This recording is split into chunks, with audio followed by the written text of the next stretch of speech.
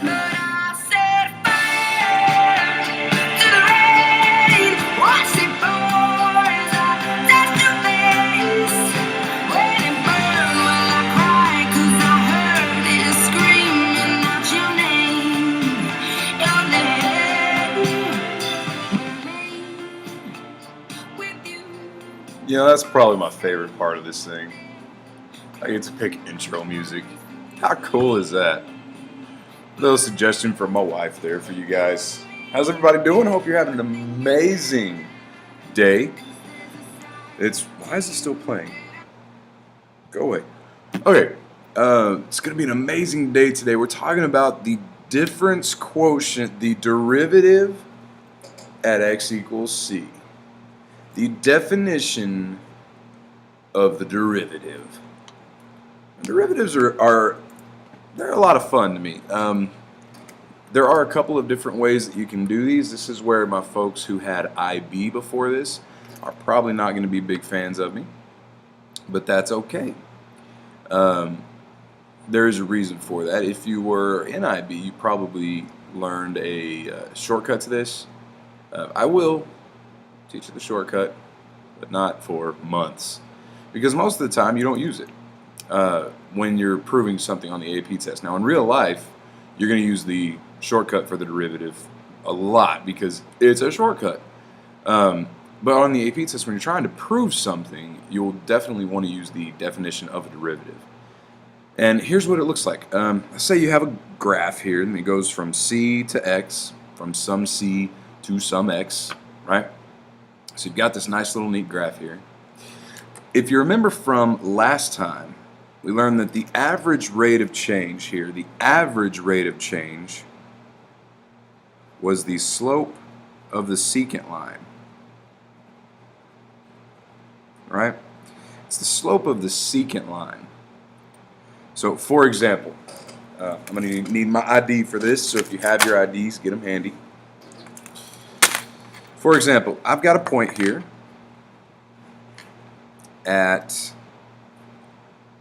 here and here.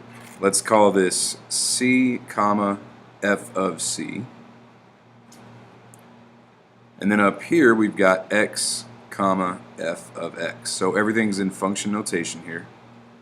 So I've got 2 points, and the slope of the secant line goes through here. Right? Matter of fact, let me make this proper and let me extend it a little bit. Here's the secant line. It's going through. So the slope of that secant line, if you remember, is the change in y over the change in x, just like Algebra 1, y2 f of x minus y1 f of c over x2 minus x1.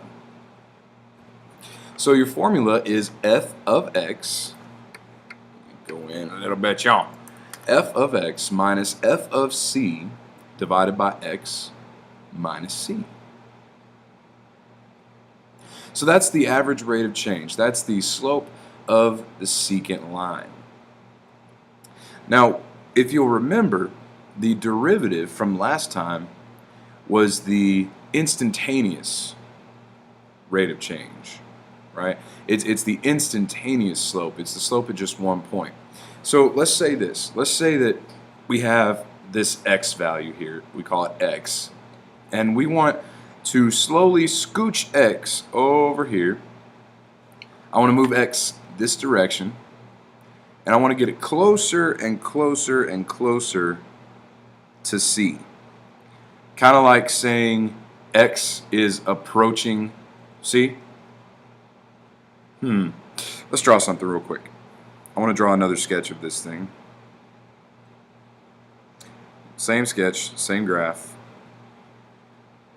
You've got c, you've got x, right? Go up, you got a point here, go up, you got a point here. You've got the line that goes through those 2 points. Now let's say, just for kicks and giggles, that we wanted to get the derivative. That means it's the slope of the tangent line. The tangent line only touches once, so I'm going to scoot this point until it actually hits C. So that's kind of like saying x is approaching C. I wonder where this could be going. Could it be that we could find the limit as x approaches C of our slope function?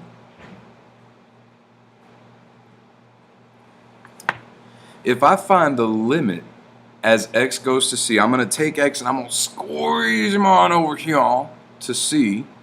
That means that this line is going to follow the path of that slope field, and eventually it's only going to touch one time. And when it does, that slope of that line is your derivative. That's your derivative. Okay? Now this is the formal definition that we're doing here. So let me write this down. We've got a nice little box for it to go in here. So the difference quotient is what we call this. The definition of a derivative at x equals c. When x equals c, this is the definition of a derivative. This is called the difference quotient. Oh, let's use some of those words we learned back in middle school. Difference. Forget calculus for a minute. Difference means what? It means subtraction. Quotient means what? It means fractions, anyone? Division problems? Right? So a subtraction problem within a division problem. Okay. The meaning of it all, meaning of life, the instantaneous rate of change of f of x with respect to x at x equals c. I want you to write two things. F prime of c, the F with a little apostrophe means f prime. That is going to give you the slope of the tangent line. Ooh, wow. Tangent line at x equals c. So f of c is the slope of the tangent line at x equals c. The way we actually find f prime of c, f prime is what we use to denote derivatives. F of c would be the original function. F prime of c would be the derivative. So the derivative is the limit as x approaches c of f of x minus f of c over x minus c. This guy right here is the derivative. Derivative. That's your derivative. Now when it says f of x, f of c, x and c, this is a formula. You are actually plugging stuff in for f of x, plug something in for f of c, plug in x, plug in c. Now in this case, x is your variable, so it's going to stay the same pretty much. F of x is your original function, so it's going to pretty much stay the same. But f of c, c is going to be an actual number, and you're going to actually plug that in and get a value for that. And when you find the difference of this, because remember this is the slope of a line, y2 minus y1, x2 minus x1, this is the slope of a line. So what you're saying is finding the slope as x goes to c. So see what actually happens here.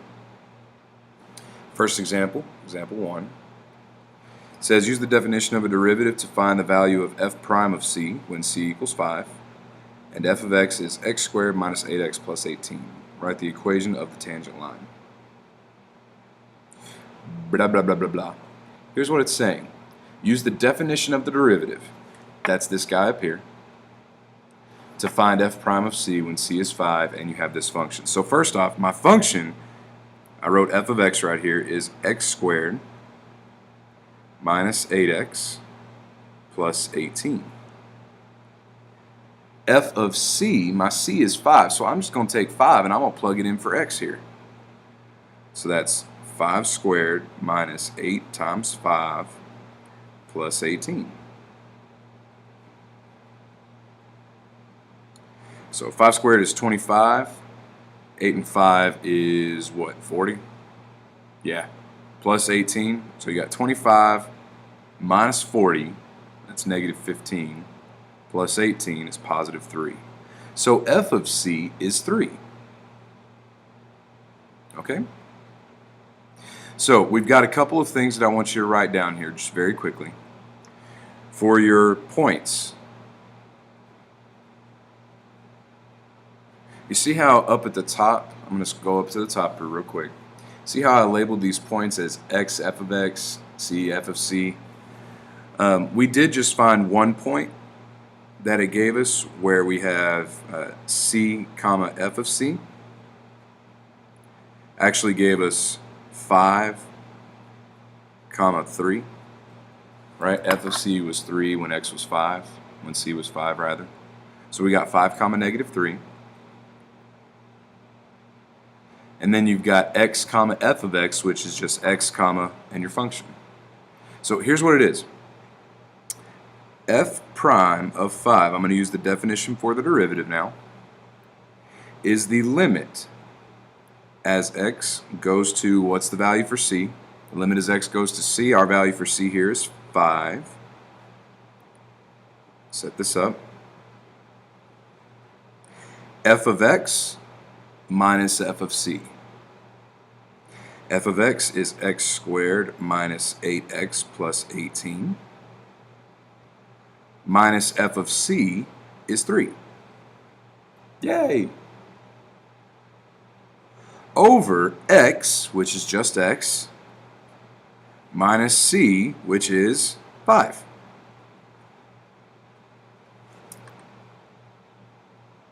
So it's f of x minus f of c over x minus c.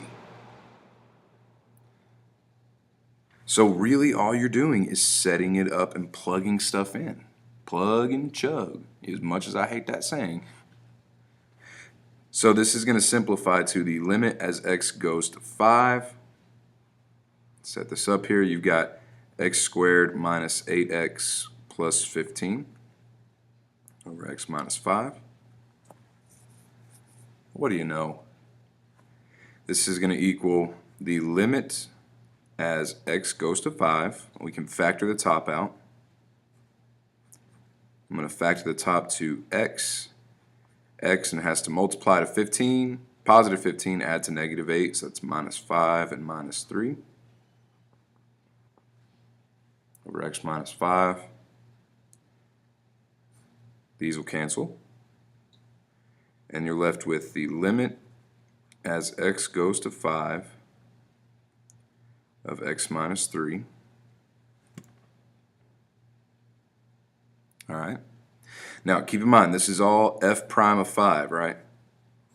F prime of 5, f prime of 5. So what exactly is f prime of 5? If I plug this 5 in here for x, 5 minus 3 is 2.